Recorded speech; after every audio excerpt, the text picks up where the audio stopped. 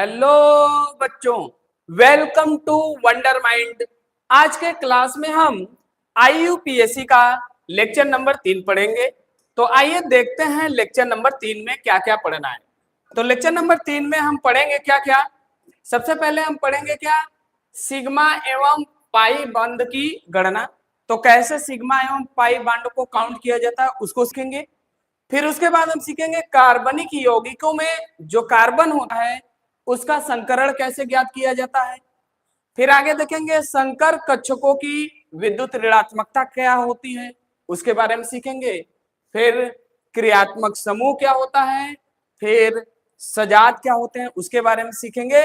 अगर टाइम बचेगा तो कार्बनिक यौगिकों का वर्गीकरण भी सीखेंगे। ठीक है, तो सबसे पहले ये बता दीजिए कि ऑडियो और वीडियो क्लियर है कि नहीं। सबसे पहले ये बताइए, ऑडियो और वीडियो क्लियर है कि नहीं।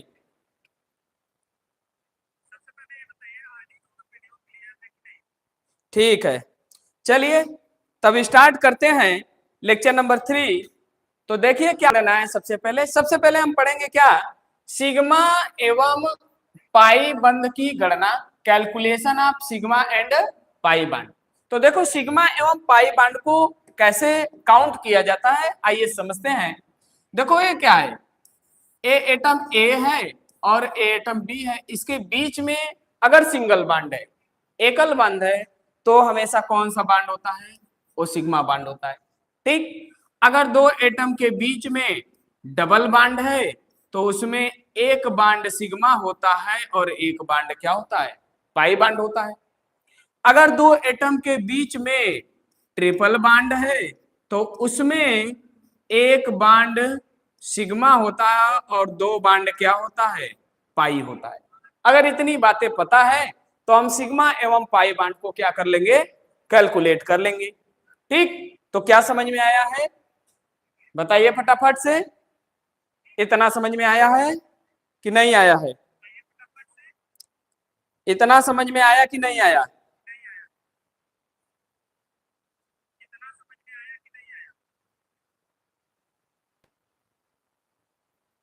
चलिए आगे देखते हैं क्या है। अगर दो एटम के बीच में सिंगल बॉन्ड है तो कौन सा बंद होता है, वो सिग्मा बंद। दो एटम के बीच में अगर डबल बॉन्ड है तो क्या होता है, उसमें एक बॉन्ड सिग्मा होता है, एक बॉन्ड क्या होता है, पाई होता है। अगर दो एटम के बीच में ट्रिपल बॉन्ड है तो उसमें एक बॉन्ड सिग्मा होता है और दो बॉन्ड क्या होता है, पाई होता है। ठीक, यहाँ पे सवाल क्या है, निम्नलिखित यौगिकों में सिग्मा एवं पाई बंध ज्ञात कीजिए। तो इसके लिए सबसे पहले क्या करिए, इसका ओपन स्ट्रक्चर बना लीजिए। जब इसका ओपन स्ट्रक्चर बनाएंगे तो देखिए कैसे बनेगा इसका open structure. Hydrogen, single bond carbon, double bond carbon, single bond carbon. दो हाइड्रोजन है तो इसको ऐसे लगा लीजिए, सिंगल बॉन्ड या सिंगल बॉन्ड एच। फिर सी, इधर तीन कार्बन है, तीन हाइड्रोजन है तो इस पे लगा लीजिए क्या, तीन एच। ठीक है, और इस कार्बन पे देखिए क्या है, एक इसका वैलेंसी 3 है तो इसको भी क्या कर लीजिए, 4 पूरा कर लीजिए। ठीक, और हम बताए हैं क्या कि दो एटम के बीच में, दो एटम के बीच में अगर सिंगल बॉन्ड है तो क्या होता है, सिग्मा। अगर डबल बॉन्ड है तो एक सिग्मा होता है, एक पाई होता है। अगर ट्रिपल बॉन्ड है तो एक सिग्मा क्या होता है, दो पाई होता है। ठीक है, तो चलिए देखते हैं, आइए काउंट करते हैं। बताइए कौन सा बॉन्ड होगा, सिंगल बॉन्ड है सिग्मा, सिंगल बॉन्ड है सिग्मा, डबल बॉन्ड है एक सिग्मा एक पाई। यहां क्या है, देखिए इस कार्बन की भी वैलेंसी कितनी है, 3 ही है, तो यहां पर भी क्या लगा लेंगे, एक कार्बन लगा लेंगे, एक हाइड्रोजन लगा लेंगे। तो एक हाइड्रोजन यहां पर और लगा लीजिए, एक हाइड्रोजन। ठीक, अब बताइए, ए भी सिंगल बॉन्ड है सिग्मा, ए भी सिंगल बॉन्ड है sigma, single bond sigma, single bond sigma, single bond sigma, single bond sigma, sigma sigma. ठीक, तो सिग्मा बॉन्ड की संख्या कितनी होगी। ठीक, तो आइए देखते हैं सिग्मा बॉन्ड की संख्या इसमें कितनी है, वो सिग्मा बांड की संख्या, बांड की संख्या, सिग्मा बांड की संख्या देखिए कितनी होगी, गिन लीजिए, 1 2 3 4 5 6 7 8 9 10 11। एक बार फिर से गिन लीजिए, 1 2 3 4 5 6 7 8 9 10 11। तो सिग्मा बांड की संख्या कितनी हो, 11। और पाई बांड की संख्या देखिए कितनी है, केवल 1। तो इसमें पाई बांड की संख्या कितनी हो जाएगी, पाई बांड की संख्या कितनी हो जाएगी, 1। ठीक है, इतना किसको किसको समझ में आया, बताइए फटाक से कमेंट करके, यहां तक समझ में आया कि नहीं, यहां तक समझ में आया कि नहीं,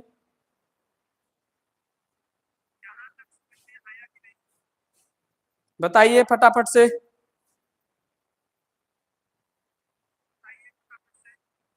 ठीक है, तो नीचे वाला सवाल है, इसमें भी सिग्मा और पाई को काउंट करना है, तो पहले इसका क्या करेंगे, हम ओपन स्ट्रक्चर बनाएंगे। बनाइए इसको, क्या है, कार्बन, ट्रिपल बॉन्ड कार्बन, इधर एक हाइड्रोजन है सिंगल बॉन्ड एच, फिर सिंगल बॉन्ड कार्बन, 2 हाइड्रोजन लगा है, तो इसको इस तरीके से बना लीजिए। ठीक, सिंगल बॉन्ड कार्बन 3 हाइड्रोजन लगा है, तो इसको 3 कार्बन है, इस तरीके से लगा लीजिए। ये ओपन स्ट्रक्चर हो गया। अब इसमें एकदम आसानी से दिखाएगा कि कितना सिग्मा कितना पाई। चलिए देखिए, सिंगल बॉन्ड है सिग्मा होगा, और ट्रिपल बॉन्ड है तो 1 सिग्मा 2 पाई होगा। ये सिंगल बॉन्ड है, सिग्मा होगा, single bond sigma, single bond sigma, single bond sigma, single bond sigma, single bond sigma, single bond sigma. ठीक है, तो आइए देखते हैं सिग्मा बॉन्ड की संख्या कितनी होगी, सिग्मा बॉन्ड की संख्या, सिग्मा बॉन्ड की संख्या, और सिग्मा बॉन्ड का संख्या और पाई बॉन्ड की संख्या, सिग्मा बॉन्ड की संख्या, पाई बॉन्ड की संख्या। बताइए सिग्मा बॉन्ड की संख्या कितनी है, गिन लीजिए, 1 2 3 4 5 6 7 8 9। फिर से एक बार गिनिए, 1 2 3 4 5 6 7 8 9। तो सिग्मा बॉन्ड की संख्या कितनी होगी, 9। और पाई बॉन्ड की संख्या देखिए कितनी है, 2। यहां तक समझ में आया कि नहीं आया, यहां तक समझ में आया कि नहीं आया,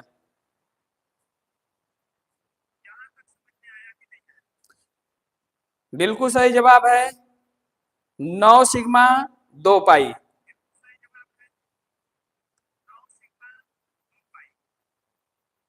नौ सिग्मा 2 पाई।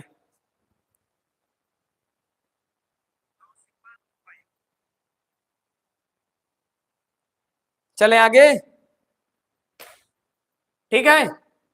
अगला देखिए क्या करना है, कार्बनिक यौगिकों में कार्बन का संकरण ज्ञात करना है। कार्बनिक यौगिकों में कार्बन का संकरण कैसे निकाला जाता है, उसको कैसे देखिए सीखना है, कैसे ज्ञात करना है। तो देखो, अगर कोई कार्बन 4 बांड बनाया है, कौ बांड बनाया है, 4 बांड। अगर कोई कार्बन 4 बांड बनाया है और 4 के चारों सिग्मा बांड बनाया है, कार्बन वैसे भी 4 बांड बनाता है, लेकिन अगर कोई कार्बन 4 का चारों सिग्मा बांड बनाया है, तो उसका जो संकरण होता है वो होता है तुम्हारा कितना हो, sp3। कितना होता है, sp3 होता है। अगर कोई कार्बन 3 सिग्मा बांड बनाया है, कितना सिग्मा बांड, 3 सिग्मा बांड बनाया है, तो उसका संकरण होता है कितना, sp2। sp2। अगर कोई कार्बन 2 सिग्मा बांड बना है, तो उसका संकरण होता है कितना, sp। इतना बात समझ में आया कि नहीं, तो क्या करना है, कार्बन का क्या निकालना है, संकरण निकालना है। तो देखिए, कोई कार्बन कितना सिग्मा बांड बनाया है, अगर 4 बांड बनाया होगा तो sp3 उसका संकरण होगा, 3 बांड बनाया होगा तो sp2 होगा, अगर 2 बांड बनाया होगा तो sp होगा। ठीक है, इतना समझ में आया कि नहीं आया, इतना समझ में आया कि नहीं आया, इतना समझ में आया है।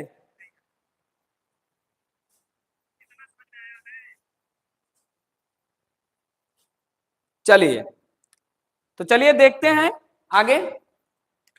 सवाल है क्या, प्रत्येक कार्बन परमाणु का संकरण ज्ञात करना है। प्रत्येक कार्बन परमाणु का क्या ज्ञात करना है, संकरण ज्ञात करना है। तो पहले इसके स्ट्रक्चर को ओपन स्ट्रक्चर बनाइए इसका। ठीक, जब ओपन स्ट्रक्चर बनाएंगे तो कैसे बनेगा, देखो क्या है कार्बन, और इस कार्बन से एक हाइड्रोजन जुड़ा है तो सिंगल बॉन्ड H लगा दीजिए, और कार्बन कार्बन के बीच में ट्रिपल बॉन्ड है, बना दीजिए ट्रिपल बॉन्ड कार्बन। फिर अगले कार्बन के साथ सिंगल बॉन्ड, और इस कार्बन पे 2 हाइड्रोजन है तो एक हाइड्रोजन इधर लगा दीजिए, एक हाइड्रोजन इधर लगा दीजिए। फिर अगले कार्बन के साथ सिंगल बॉन्ड कार्बन है, एक हाइड्रोजन है, एक हाइड्रोजन लगा दीजिए सिंगल बॉन्ड। फिर अगले कार्बन के साथ डबल बॉन्ड से जुड़ा है, डबल बॉन्ड। ठीक, 2 हाइड्रोजन है तो इस पे लगा दीजिए 2 हाइड्रोजन। ठीक, अब कार्बन का निकालना है क्या, संकरण। ठीक, तो देखिए एक कार्बन, हर कार्बन का निकालना है। इस कार्बन को आइए ध्यान से देखते हैं, इस कार्बन को ध्यान से देखिए।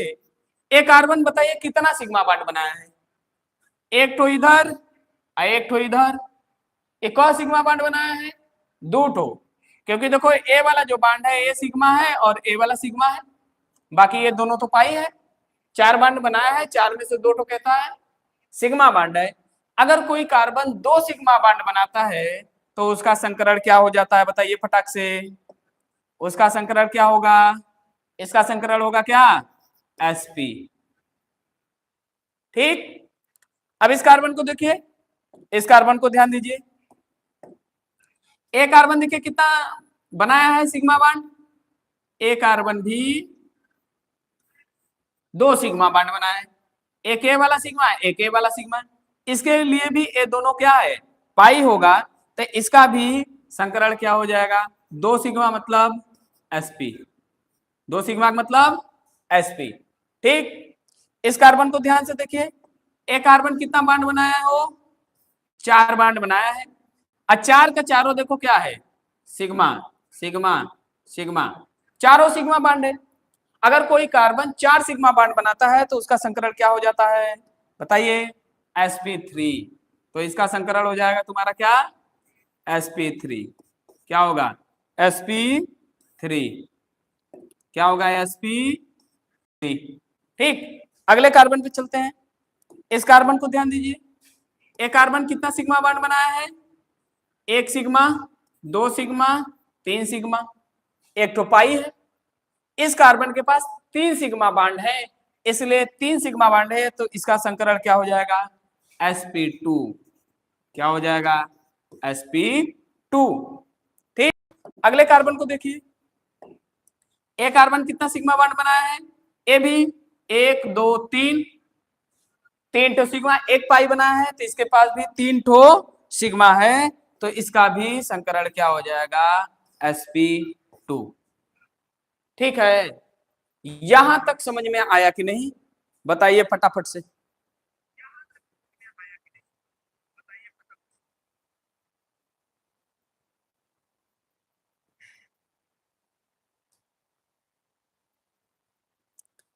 यहां तक समझ में आया कि नहीं,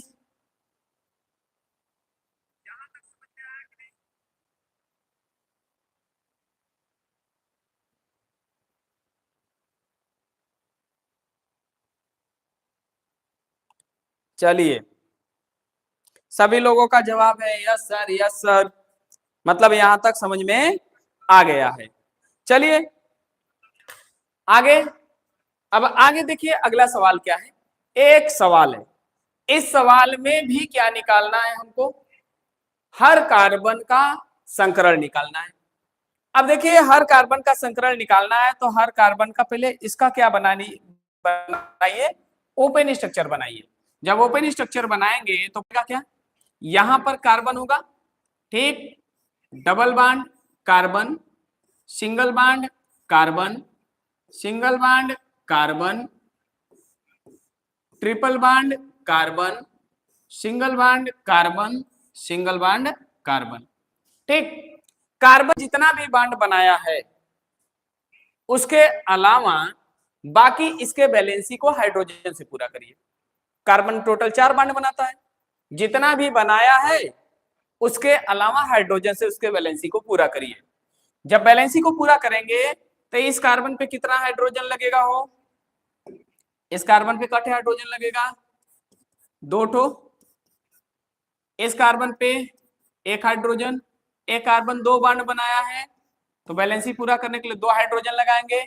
एक कार्बन 4 बॉन्ड बना चुका है, इधर 1 इधर 3, एक कार्बन भी 4 बॉन्ड बनाया है, एक कार्बन देखिए 2 बॉन्ड बनाया है तो इसके पास क ठो हाइड्रोजन लगा देंगे 2 ठो, और एक कार्बन 1 बॉन्ड बनाया है तो इस पर 3 हाइड्रोजन लगाएंगे। ठीक, अब हर कार्बन का क्या निकालना है, हाइब्रिडाइजेशन निकालना है। अब देखिए एक कार्बन क्या किया है, 1 सिग्मा 2 सिग्मा 3 सिग्मा और एक क्या है 1 पाई है, तो इस कार्बन के पास कितने सिग्मा है, 3 सिग्मा है। अगर सिग्मा का संख्या 4 होता है तो sp3 होता है, सिग्मा की संख्या 3 होता है तो sp2 होता है, अगर सिग्मा की संख्या 2 होता है तो sp होता है। तो कौन सिग्मा बनाया है, 3 टे सिग्मा बनाया है, तो इसका हाइब्रिडाइजेशन क्या हो जाएगा, sp2। इतना बात समझ में आया कि नहीं। इस कार्बन को अगर ध्यान दीजिए तो ये कार्बन भी 1 सिग्मा 2 सिग्मा 3 सिग्मा, इसका भी हाइब्रिडाइजेशन क्या हो जाएगा, sp2। एक कार्बन 4 का चारों सिग्मा बनाया है तो इसका हो जाएगा क्या, sp3। एक कार्बन देखिए 1 सिग्मा बाकी 2 तो क्या बना है पाई, तो इस कार्बन के पास 2 सिग्मा है, इसका मतलब इसका हाइब्रिडाइजेशन sp हो जाएगा। इस कार्बन को ध्यान दीजिए, इस कार्बन के भी पास 1 सिग्मा 2 सिग्मा है, ठीक, तो इसका भी हाइब्रिडाइजेशन क्या हो जाएगा, sp हो जाएगा। इस कार्बन के पास चारों का चारों क्या है, सिंगल बॉन्ड है, तो चारों सिग्मा है, तो इसका हाइब्रिडाइजेशन हो जाएगा क्या, sp3। sp3। इस कार्बन के पास भी चारों क्या है, सिग्मा बॉन्ड है, 4 सिग्मा बॉन्ड बनाया है, तो इसका भी हाइब्रिडाइजेशन हो जाएगा क्या, sp3। ठीक है, किसको किसको यहां तक समझ में आया है।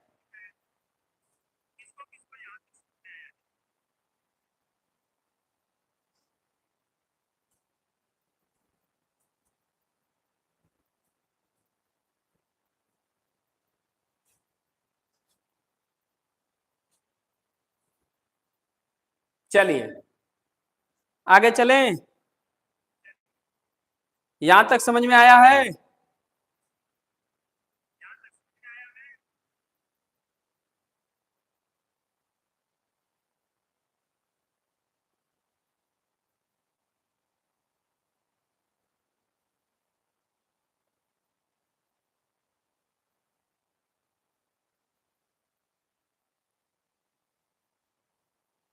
चलिए आगे चलते हैं, अगला सवाल देखिए क्या है, इस सवाल का करके फटाक से जवाब दीजिए। तो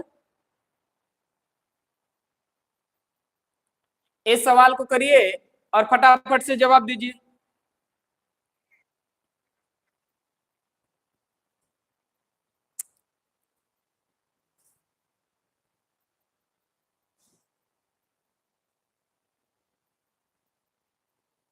चलिए हम करते हैं, इसका पहले क्या करिए, ओपन स्ट्रक्चर बनाइए। ठीक, ओपन स्ट्रक्चर बनाएंगे तो एक कार्बन है, इस पे 2 हाइड्रोजन है, तो हाइड्रोजन सिंगल बॉन्ड से जुड़ता है, डबल बॉन्ड कार्बन 1 हाइड्रोजन है, single bond H, single bond carbon, ठीक, इसके ऊपर सिंगल बॉन्ड कार्बन है, ठीक, 1 हाइड्रोजन है तो सिंगल बॉन्ड H लगा दीजिए, और double bond carbon 1 hydrogen single bond H, double bond carbon 2 hydrogen है, single bond H single bond H, इसका ओपन स्ट्रक्चर है। ठीक, हर कार्बन का क्या निकालना है, हाइब्रिडाइजेशन निकालना है। तो ये कार्बन देखिए कितना सिग्मा बॉन्ड बनाया है, 1 2 3, 3 सिग्मा बॉन्ड, इसका मतलब क्या हो जाएगा हाइब्रिडाइजेशन sp2। एक कार्बन भी 3 सिग्मा बॉन्ड बनाया है, हाइब्रिडाइजेशन sp2। ए भी 3 बॉन्ड बनाया है, sp2, 3 सिग्मा है इसके पास, सबके पास 3 सिग्मा है, sp2। ठीक, इस कार्बन के पास ध्यान दीजिए यहाँ हाइड्रोजन नहीं होगा, ठीक, इस कार्बन में यहाँ स्ट्रक्चर थोड़ा गलत हो गया है, हाइड्रोजन यहाँ पर नहीं होगा, हाइड्रोजन नहीं होगा। देखिए क्या होगा, डबल बॉन्ड CH2 तो यहाँ का ये हाइड्रोजन हट जाएगा, यहाँ का हटेगा, ठीक है, ये हाइड्रोजन हट जाएगा। अब देखिए एक कार्बन कितना सिग्मा बॉन्ड बनाया है, 2 ठो सिग्मा बॉन्ड बनाया है। एक कार्बन कितना सिग्मा बॉन्ड बनाया है, 2 सिग्मा बॉन्ड बनाया है, तो इसका हाइब्रिडाइजेशन हो जाएगा sp। और एक कार्बन 3 टू सिग्मा बॉन्ड बनाया है, तो इसका हाइब्रिडाइजेशन हो जाएगा क्या, sp2। क्लियर है, यहां तक समझ में आया कि नहीं, बताइए फटाफट से।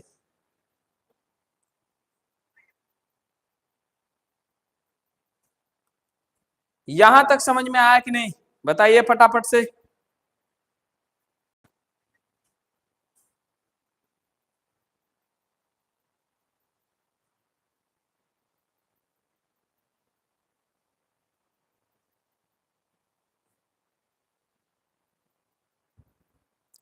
चलिए चलिए आगे चलते हैं। आगे देखिए क्या है, आगे हमको पढ़ना है क्या, संकर कक्षकों की विद्युत ऋणात्मकता। तो एक बात को ध्यान दो, विद्युत ऋणात्मकता का जो आर्डर होता है, अगर कोई कार्बन sp है तो उसका विद्युत ऋणात्मकता ज्यादा होता है sp2 वाले से, और sp2 वाले का विद्युत ऋणात्मकता sp3 वाले कार्बन से क्या होता है, ज्यादा होता है। ऐसा क्यों होता है, देखो परसेंटेज यस कैरेक्टर जब ज्यादा होता है तो इलेक्ट्रोनेगेटिविटी विद्युत ऋणात्मकता बढ़ता है। अब देखिए sp का अगर हम परसेंटेज यस कैरेक्टर निकालें, sp का परसेंटेज यस कैरेक्टर निकालें, यस कैरेक्टर अगर निकालोगे तो कितना परसेंट यस का कैरेक्टर है। अब देखिए टोटल 2 ऑर्बिटल है यस और p, जिसमें से यस कितना है, 1/2 गुणे कितना 100 करोगे कितना परसेंट आएगा, वो 50%। तो इसमें यस का कैरेक्टर कितना परसेंट है, 50%। sp2 वाले में निकालो, sp2 वाले में परसेंटेज यस कैरेक्टर अगर निकालोगे तो देखो कुल कितना ऑर्बिटल है, 1 यस 2 p, कुल 3 ऑर्बिटल है, और 3 में से 1 ठो यस है और 3 ठे p है, गुणे का कर दो 100 कर दोगो, इसका आ जाएगा परसेंटेज यस कैरेक्टर 33.33%। ठीक, और sp3 वाले का देखिए, sp3 वाले में 1 यस और p का 3 ऑर्बिटल है, कुल मिला जुला के को ऑर्बिटल 4 ऑर्बिटल में से यस कितना है, 1 है, तो यस का कैरेक्टर जब निकालोगे तो ये हो जाएगा तुम्हारा कितना हो, परसेंटेज यस कैरेक्टर बराबर हो जाएगा 4 में से 1 यस है तो 1/4 गुणे 100 बराबर आ जाएगा 25%। समझ में आया कि नहीं। तो देखो परसेंटेज यस कैरेक्टर बढ़ता है तो इलेक्ट्रोनेगेटिविटी बढ़ता है। तो अगर 3 कार्बन है, एक कार्बन क्या है, sp कार्बन क्या है, sp कार्बन है, एक कार्बन sp2 है, एक कार्बन sp3 है, एक कार्बन क्या है, sp3 है, तो किसका विद्युत ऋणात्मकता ज्यादा होगा, जिसमें परसेंटेज यस कैरेक्टर ज्यादा होगा। और किसमें परसेंटेज यस कैरेक्टर ज्यादा है, sp वाले में, तो इसका विद्युत ऋणात्मकता क्या हो जाएगा, ज्यादा। ये है इलेक्ट्रोनेगेटिविटी का आर्डर। इतना बात समझ में आया कि नहीं, इतना बात समझ में आया कि नहीं, यहां तक समझ में आया।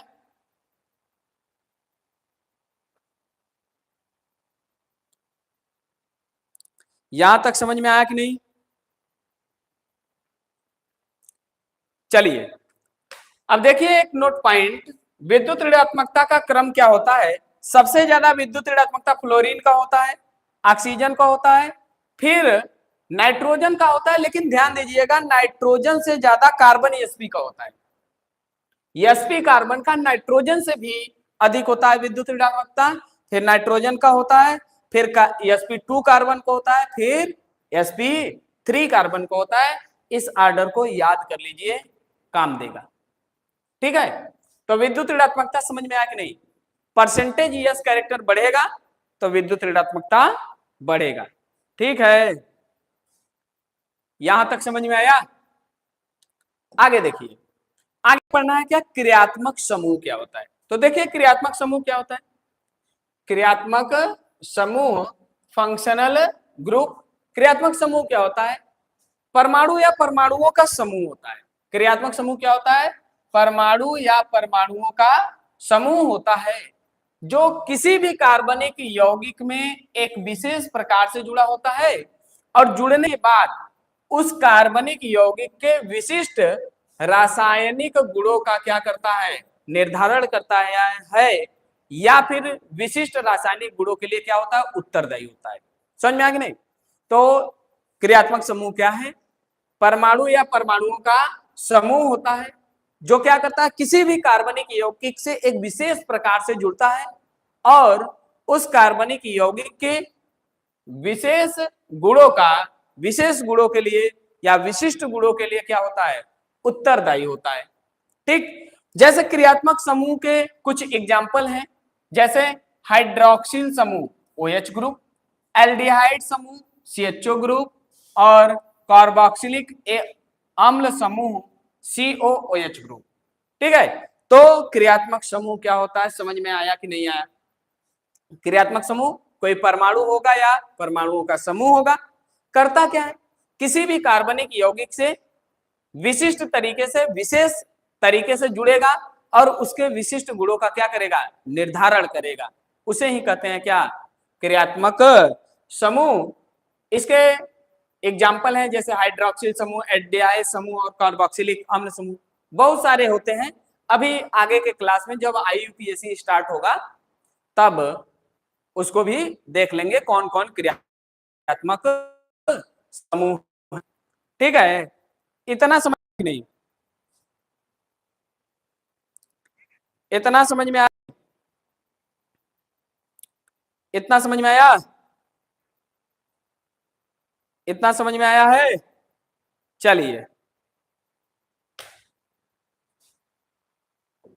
चलिए अब आगे पढ़ना है सजात। होमोलॉग्स किसे कहते हैं? तो होमोलॉग्स का प्रॉपर्टी देखिए क्या क्या होता है, क्या क्या गुण होता है सजात का। इस में क्रियात्मक समूह समान होगा, सेम फंक्शनल ग्रुप होता है और भिन्न आणविक सूत्र, डिफरेंट मॉलिक्यूलर फार्मूला होता है। तो ऐसे यौगिक जिनमें क्रियात्मक समूह क्या हो, समान हो और उनका अणु सूत्र क्या हो, भिन्न हो, और अणु सूत्र भिन्न होने के साथ साथ उसका आणविक द्रव्यमान और वाष्प घनत्व भी क्या हो, भिन्न हो। ठीक, और उनमें कितना का अंतर हो, CH2 यूनिट का। कितने का अंतर हो, CH2 यूनिट का अंतर होता है, CH2 समूह का अंतर होता है। तो ऐसे यौगिकों को बोला जाता है सजात। क्या बोला जाता है, सजात। तो सजात का क्या क्या प्रॉपर्टी है, क्रियात्मक समूह समान होगा, आणविक सूत्र भिन्न होगा, उसका आणविक द्रव्यमान भिन्न होगा, वाष्प घनत्व भिन्न होगा, और अंतर कितने का आएगा, CH2 यूनिट का। एक CH2 यूनिट का भी अंतर आ सकता है, 2 CH2 यूनिट का भी अंतर आ सकता है, 3 CH2 का यूनिट का भी अंतर आ सकता है। ठीक, तो एक CH2 यूनिट भी हो सकता है, 2 CH2 यूनिट का भी अंतर आ सकता है, 3 CH2 यूनिट का भी अंतर आ सकता है, 4 CH2 यूनिट का भी अंतर आ सकता है, ऐसे ही। लेकिन CH2 यूनिट का अंतर होना चाहिए। या फिर इसके अणु भार में 14 AMU का अंतर आता है, 14 AMU का अंतर आता है अणु भार में। अणु भार में कितने का अंतर आता है, 14 AMU का। ये 14 AMU क्या कहां से आता है, ये देखो जो CH2 है इसी का अणु भार 14 AMU होता है।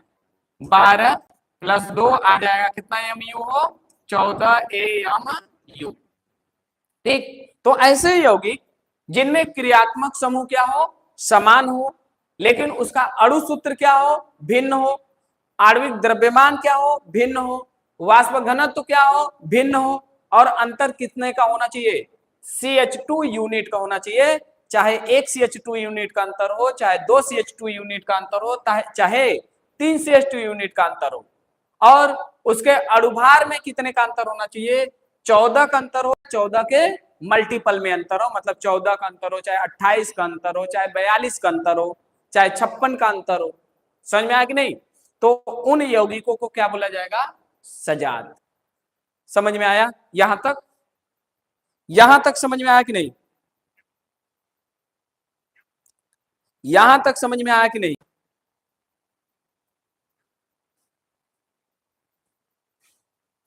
ठीक है, चलिए आगे देखते हैं।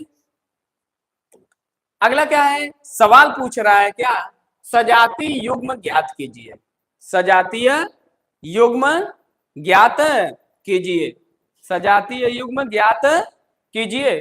तो देखिए क्या है इसमें, सजातीय युग्म कैसे ज्ञात करेंगे, आइए देखते हैं। ये देखो दो बताना है, जो सवाल है कि कौन सजातीय युग्म है कौन सजातीय युग्म नहीं है। तो पहले सवाल का पहले आप लोग कमेंट करके आंसर बताइए, सजातीय युग्म है कि नहीं, सजातीय युग्म है कि नहीं है। जवाब आ रहा है कि सजातीय युग्म है। और लोग बताइए, है। चलिए देखते हैं कि सजातीय युग्म है कि नहीं। चलो देखो ये क्या है, सजातीय युग्म है कि नहीं, आइए देखते हैं। यहां पर देखो क्रियात्मक समूह समान होना चाहिए सजातीय युग्म के लिए। एक क्रियात्मक समूह है तुम्हारा कीटोन, क्या है, एक क्रियात्मक समूह है क्या हो, कीटोन, क्या है, कीटोन। और जबकि यहां पर क्रियात्मक समूह क्या है, एल्कोहल, क्या है, एल्कोहल। जब क्रियात्मक समूह ही नहीं सेम है तो ये एक दूसरे के सजात कैसे हो सकते हैं, समझ में आया कि नहीं आया, यहां तक समझ में आया कि नहीं।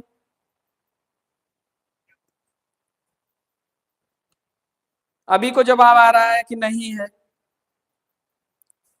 तो पहला वाला क्या है, सजात है कि नहीं एक दूसरे के, नहीं है, तो यहां पर क्या लिख दोगे, नो। ठीक, दूसरा वाला बताइए फटाक से कमेंट करके, दूसरा वाला बताइए है कि नहीं, दूसरा वाला बताइए है कि नहीं, दूसरा वाला है, जवाब आ रहा है दूसरा वाला है।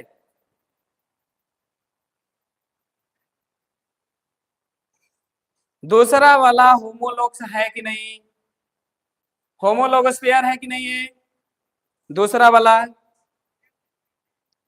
है है। बहुत लोगों का जवाब है कि है, पेयर है, होमोलॉगस पेयर है। चलिए आइए हम देखते हैं होमोलॉगस पेयर है कि नहीं। पहले देखिए इसमें क्रियात्मक समूह कितना है, क्रियात्मक समूह इसमें कौन सा है, कीटोन, क्रियात्मक समूह कौन है, कीटोन। यहां भी क्रियात्मक समूह क्या है, कीटोन है। ठीक, इसमें देखिए कितने कार्बन है, एक कार्बन, दो कार्बन, तीन कार्बन, यहाँ एक कार्बन, दो कार्बन, तीन कार्बन, चार कार्बन। ठीक, यहाँ पे यहां से यहां अगर जाओगे तो देखोगे कि इसका अंतर आया है, CH2 यूनिट का अंतर है कि नहीं। चलिए देख लेते हैं, क्रियात्मक समूह सेम हो गया, मॉलिक्यूलर फार्मूला भी डिफरेंट हो गया, यहाँ तीन कार्बन है यहाँ चार कार्बन है। ठीक, तो इसका अणु भार भी क्या हो जाएगा, डिफरेंट होगा। ठीक, अब देखना है CH2 यूनिट का अंतर है कि नहीं। तो देखो यहां पर अगर हम एक CH2 जोड़ दे, यहां पर एक CH2 जोड़ दे तो ये बन जाएगा। CH2 यूनिट का अंतर है, एक CH2 यूनिट का अंतर है, दो का भी हो सकता है, तीन का भी हो सकता है। ठीक है, तो मॉलिक्यूलर इसका क्रियात्मक समूह सेम है, अणु सूत्र भिन्न है। ठीक, CH2 यूनिट का अंतर है, इसलिए क्या हो जाएगा, होमोलॉग्स होगा कि नहीं, होगा। ठीक, तो इसका जवाब होगा क्या, एस। समझ में आया कि नहीं आया, यहां तक समझ में आया कि नहीं आया, यहां तक समझ में आया कि नहीं आया। तीसरा वाला है कि नहीं है, तीसरा वाला बताइए पहले, तीसरा वाला होमोलॉगस पेयर है, ये दोनों एक दूसरे के सजात हैं, आइए देखते हैं है कि नहीं है। देखिए ये क्या होता है, ये है फिनॉल, ये क्या है, फिनॉल, जबकि ये क्या है, एल्कोहल। जब OH ग्रुप सीधे बेंजीन रिंग से जुड़ा होता है तो फिनॉल होता है। ठीक, और यहाँ ओपन चेन कार्बन से जुड़ा है तो ये क्या होगा, एल्कोहल होगा। और ध्यान रखिएगा फिनॉल और एल्कोहल दो अलग अलग क्रियात्मक समूह हैं। जब क्रियात्मक समूह ही अलग हो गया तो ये होमोलॉगस पेयर हो सकते हैं, एक दूसरे के सजात हो सकते हैं, नहीं हो सकते हैं। ठीक है, तो ये क्या है, ये है क्या, फिनाल। ठीक, जबकि ये क्या है, एल्कोहल। समझ में आया, ए है फिनाल, ए है एल्कोहल। ठीक, CH2 यूनिट का अंतर जरूर है, लेकिन यहाँ क्रियात्मक समूह ही नहीं सेम है। जब क्रियात्मक समूह ही डिफरेंट हो गया तो ए, इसका जवाब क्या होगा, ए होमोलॉगस पेयर है कि नहीं, नहीं है। इतना समझ में आया कि नहीं, इतना समझ में आया कि नहीं।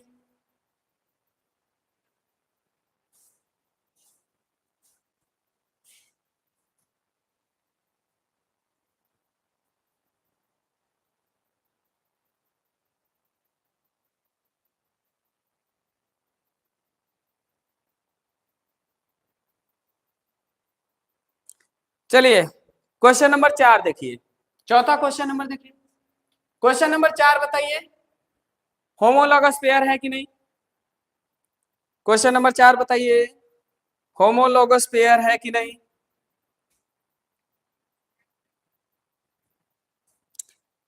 है। क्वेश्चन नंबर 4 बताइए, होमोलॉगस पेयर है कि नहीं। है।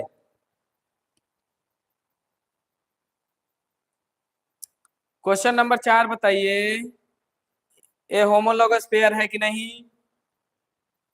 चलिए आइए हम देखते हैं। चलिए देखिए क्या है, ए है NH2 लगा है। ठीक, ए क्या है, CH2NH2। ध्यान देना, ए भी एमाइन है, ए भी एमाइन है। ठीक, ए एनिलीन है और ए एमाइन है। एनिलीन और एमाइन डिफरेंट फंक्शनल ग्रुप नहीं होते हैं, ये बात को ध्यान रखना। यहां पर OH जब बेंजीन रिंग से जुड़ता है तो ये डिफरेंट फंक्शनल ग्रुप हो जाता है, फिनाल। जबकि NH2 जब बेंजीन रिंग से जुड़ेगा तो एमाइंस ही रहता है। समझ में आया कि नहीं, फंक्शनल ग्रुप चेंज नहीं होता है। ए भी एमाइंस है, ए भी एमाइंस है। यहां से यहां ध्यान से देखना, ए भी एमाइंस हो गया, ए भी एमाइंस हो गया, तो फंक्शनल ग्रुप सेम हो गया। ठीक, और इसका मॉलिक्यूलर फार्मूला डिफरेंट है। देखिए इसमें एक कार्बन 2 हाइड्रोजन बढ़ गया तो मॉलिक्यूलर फार्मूला डिफरेंट हो जाएगा। और जब मॉलिक्यूलर फार्मूला डिफरेंट हो गया तो देख लो क्या CH2 यूनिट का अंतर है, क्या एक CH2 यूनिट का अंतर है। ठीक, एक CH2 यूनिट का अंतर है। ठीक, और जो क्रियात्मक समूह है वो क्या है, सेम है। ठीक, और CH2 यूनिट का अंतर है, तो ये होमोलॉगस पेयर होंगे कि नहीं होंगे, तो इसका जवाब क्या होगा, एस। ठीक है, तो ये दोनों सवाल ध्यान रखना, फिनाल और एल्कोहल।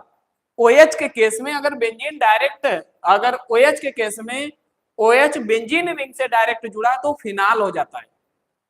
ठीक, लेकिन NH2 के केस में अगर NH2 बेंजीन रिंग से डायरेक्ट जुड़ा होता तो वो एमाइंस ही रहता है। समझ में आया कि नहीं, यहाँ पे फंक्शनल ग्रुप चेंज नहीं होगा, यहाँ पर जबकि अलग फंक्शनल ग्रुप हो जाता है। ठीक है, तो ये होमोलॉगस पेयर होंगे जबकि ए होमोलॉगस पेयर नहीं होंगे। ठीक, पांचवा सवाल देखिए, पांचवा सवाल का बताइए जवाब, पांचवा बताइए।